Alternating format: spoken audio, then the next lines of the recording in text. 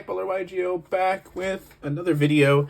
This time we're going to be updating my Spright deck with the new support from Battles of Legend Terminals Revenge, which hit OTS stores yesterday, and I am very excited to give it a shot thanks to the new Ice Barrier cards.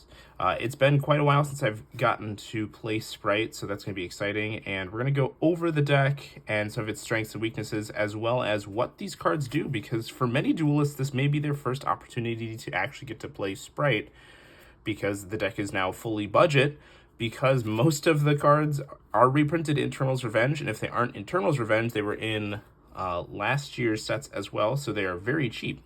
So we're going to jump right in. First up, with the Spright engine, you have 3 Spright Blue.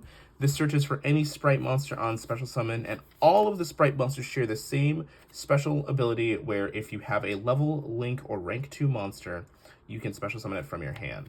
Now, the dark sprites, like blue, require a level or rank 2, and the fires require a level or link 2. So that's just something easy to remember, because all of the Xyz monster, or the one Xyz monster that Spright has is a dark, and the link monsters are all fire, so that's how you can remember that.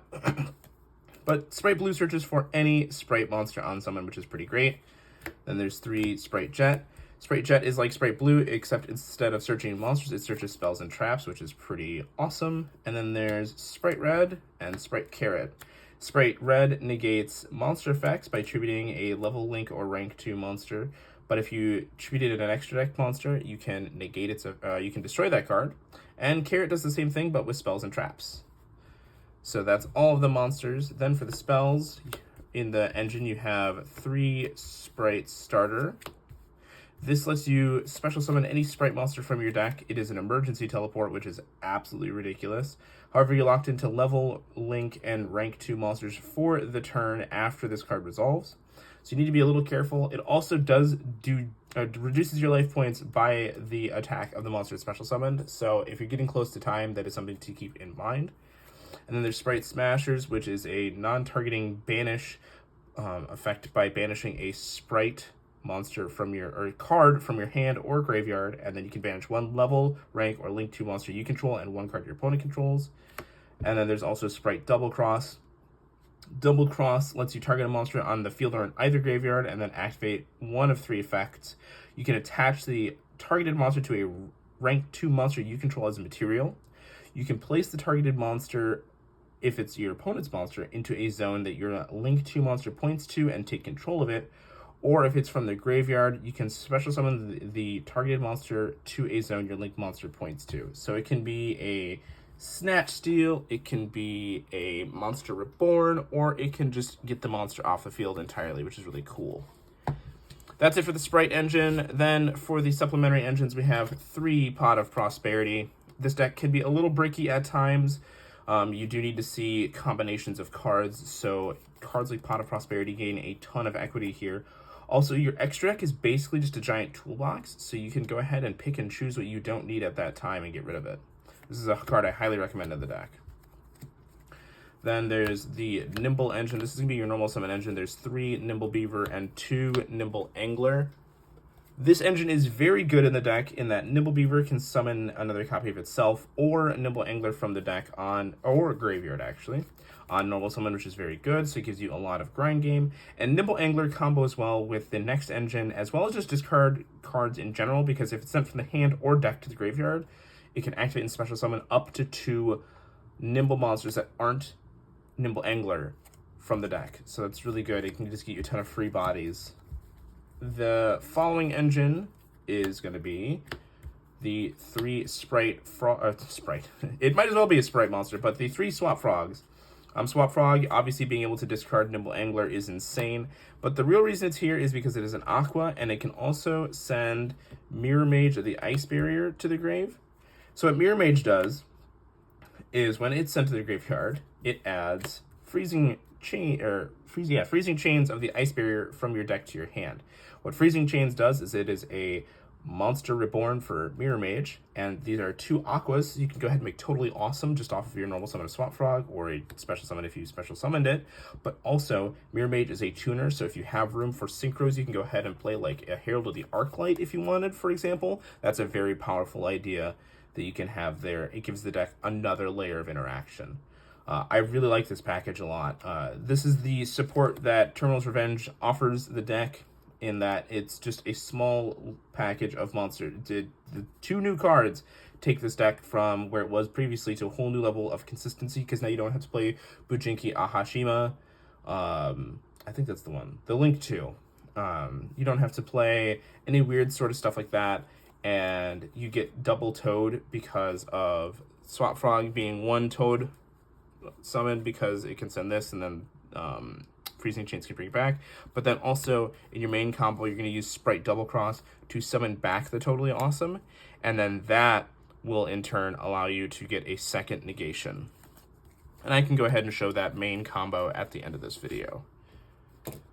That was it for the engine. For the non-engine, we have 3 Ash Blossom and Joyous Spring. I think it's just probably, it's kind of one of those hand traps that everybody says you gotta play, and when you're playing a ton of hand traps, that's definitely one of the reasons one of the times to do it. One of the coolest things about Spright too that you'll notice as you play this deck and get better with it is that hand traps are actually largely pretty bad against your deck. Cards like Ash Blossom, Effect Veiler, Infinite Impermanence, and the other hand traps that are very commonly played all tend to have low impact against you, because so many of your effects are just free that you want them to throw those kinds of cards at you, because the game state gets simplified, and then your Spright monsters and your utility cards all gain a ton of value there. But so you've got 3 Ash Blossom, 3 Effect Veiler, 3 Infinite Impermanence, and then I play currently 2 Ghost Mourner Moonlit Chill, 2 Nibiru the Primal Being, and 1 Ghost Ogre and Snow Rabbit. Now, the reason why you see these kind of ratios is these are the 3 best ones right now, I think, are Ash, Impermanent Veiler. Those, I think, if you're going to be playing hand traps, those need to be the first 3 that you include. After that, I think it's Mourner and Nibiru are probably the next best ones, in that order. And then Ghost Ogre, of all of these, is the worst. Now, I wanted to have pairings of hand traps, so I wanted to max out on these ones, especially Veiler and Imperm, because they're not once per turn.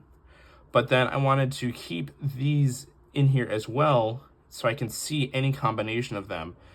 And I wanted to fit in at least 1 Ogre, because it's one of those cards that can catch your opponent off guard. It's also not bad in the current format. There's actually a lot of times where it comes up against Voice's Voice, against Tenpai Dragon, for example. You can use it in the battle phase to hit the monster that would be Synchro Summoning. You can also use it to hit Sengen Summoning. It's just a solid card overall. Even against Snake Eyes, you can hit Divine Temple or IP. It's the worst hand trap of these currently, but I wanted to have at least 1 copy in the deck just for now to try. And each of these has a narrower window of activation, so they lost a little bit of value there. It's why you don't see like 3, 3, 3, 3, 3. It also keeps the deck at 40 cards with 14 hand traps, so you get your maximized consistency. For the extra deck, first up for the Xyz, we have 2 copies of Gigantic Spright. Now, I'm usually a fan of playing 3. However, with Kashtira largely out of the format, I don't think you need the 3rd Gigantic Spright. You really shouldn't need it that often. What Gigantic Spright does is it takes 2 level 2 monsters, but for its Xyz summon, you can also treat Link 2 monsters as level 2 monsters for material. And then the original attack of this, if it has a Fusion, Xyz, or Link monster as material, is doubled, so it goes up to 32, which is absolutely ridiculous. And then its main effect, though, is that you can detach material from an Xyz monster you control and special summon a level 2 monster from your deck. Now, the thing about that is that it's not a cost to detach, which is important because that means that this card is weak to Ghost Ogre. So if it is the only Xyz monster out and they Ghost Ogre, it won't get to detach and special summon because it'll be destroyed before it can resolve. Also, it doesn't have to detach from itself. So if anything happens to this, but you still have another Xyz monster out, you gain value that way. One of the really cool old tricks I used to do with Gigantic Spright was to have a Gigantic Spright and a Divine Arsenal AA Zeus out. You would then activate the Gigantic Spright as Chainlink 1, and then Chainlink 2 would be Zeus to wipe the field. Then you detach one of the materials from the Zeus and continue to summon. And that's something really cool because Also, if Gigantic Spright's effect resolves, neither player can special summon any monsters except level, link, or rank 2 monsters for the rest of the turn. So that means that the Bystials and Nibiru don't get any use against your deck at all if you make an early Gigantic Spright.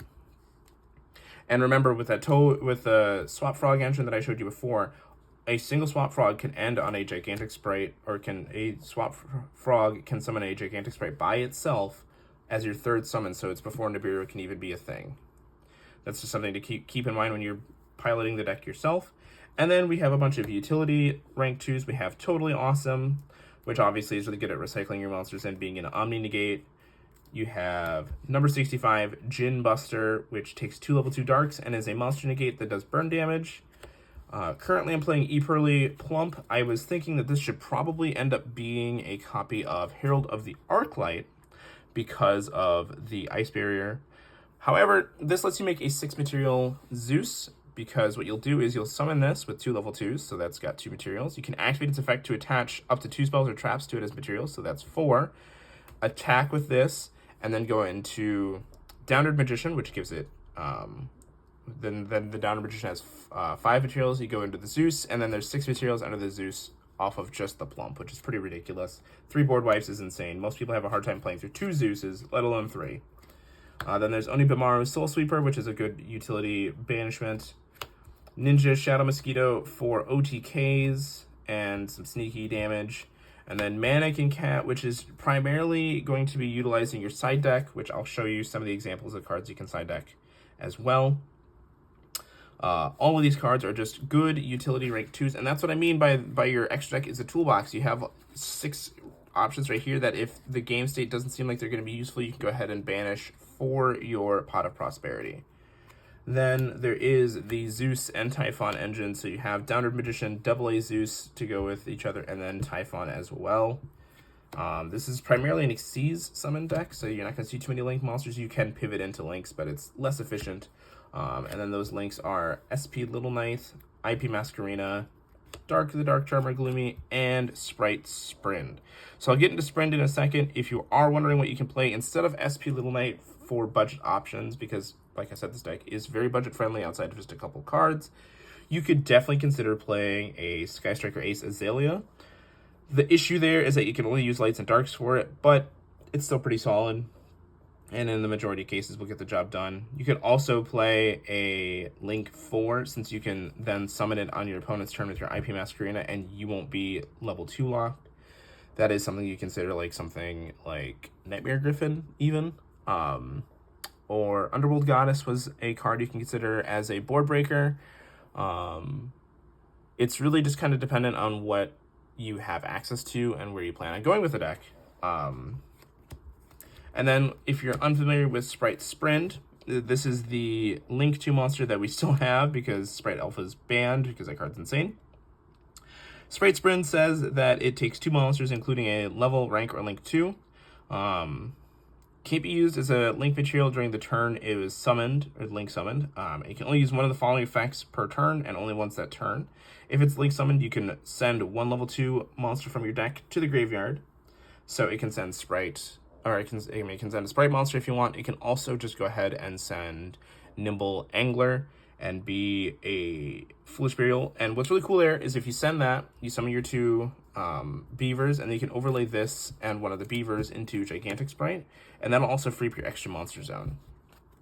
But its second effect is why you may not want to do that, because if a monster is special summoned while this is on the field, except during the damage step, you can detach a material from an Xyz monster you control, and then target 1 monster in the field and return it to the hand. So this is also an interruption as well as an extender, which is really solid.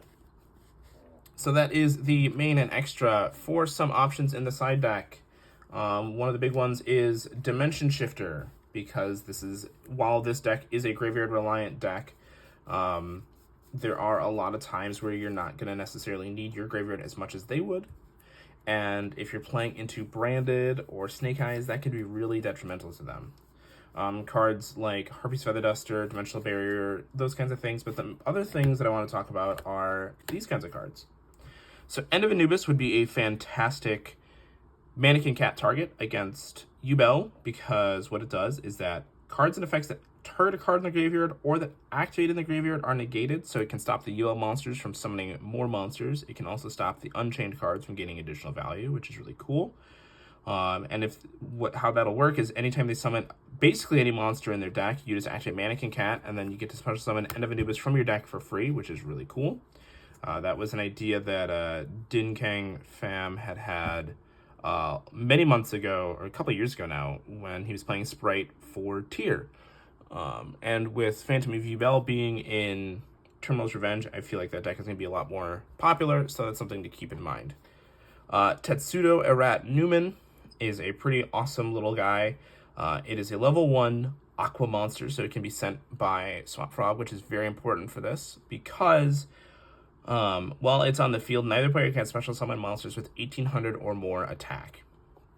Now, the cool thing about that is that because it is an aqua, it is immediately accessible via Swap Frog. And why that matters is because if you can get this to the graveyard and then special summon Spright Jet via Gigantic Spright or Spright Starter, you can then add Spright Double Cross, and then you can link the Gigantic and the Jet into either a Spright Sprint or an IP Masquerena, and then on their turn, you can use the Double Cross to bring back the Tetsudo Erat Newman, and now neither player can special summon monsters with more than 1800 attack. And that is particularly useful against decks like Snake Eye and especially Tenpai, because Tenpai, there isn't really a good Mannequin Cat target for it so far that I've found. It's also a deck that can kill you in a myriad of ways, and so being able to lock them out of summoning big monsters is huge. And then a card that you'll want to probably consider is Red Resonator. This deck can take a while to play, so if you're not necessarily the most confident, having a copy of Red Resonator in your side deck for timeout rules is going to be very beneficial. It's also a tuner, which again, if you're playing cards like Herald of the Arclight, can be very useful. And it's also just a solid normal summon that can special summon a level 2 monster from your hand on its own normal summon, which I think is pretty cool. Alright, so I just wanted to show you really quick here what you could do if you open up with just Spright Blue and Swap Frog. And then the other 3 cards in your hands can be totally blank. It doesn't really matter. What you would start off by doing is normal summoning your Swap Frog, and you would activate Swap Frog's effect to send Mirror Mage the Ice Barrier to the grave. This would trigger the Ice Barrier monster to add Freezing Chains of the Ice Barrier to your hand, which you would then activate to special summon back your Mirror Mage of the Ice Barrier from your graveyard.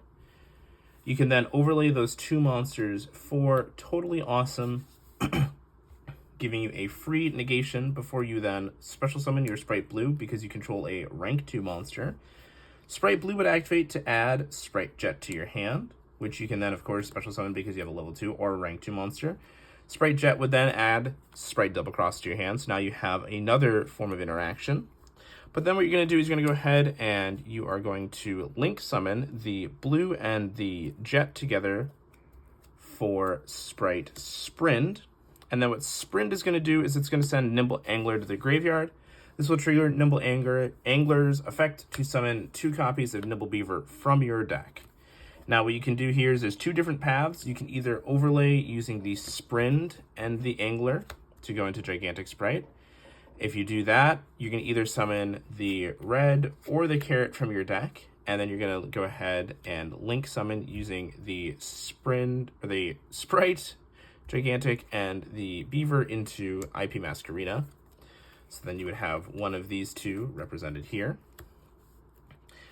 Now what's really cool about this is that means that you have a totally awesome negate, either a carrot or a red, depending on what you feel like is more useful, or if you have a read on their deck, say it's a monster heavy deck, you can go with red. If you know it's a branded deck, for example, you can go with carrot. You also have IP Masquerena to go into SP, but you also have Spright Double Cross to bring back the totally awesome as well. And during their standby phase, you can detach from the Toad to search for another Swap Frog from your deck, giving you a tribute for the red or the carrot for free, giving you an extra body as well. That is just a quick example of what you can do with just a Spright Blue and a copy of Swap Frog in the deck, and that's why Terminal's Revenge is so beneficial for this deck going forward. Until next time, though, have a great day.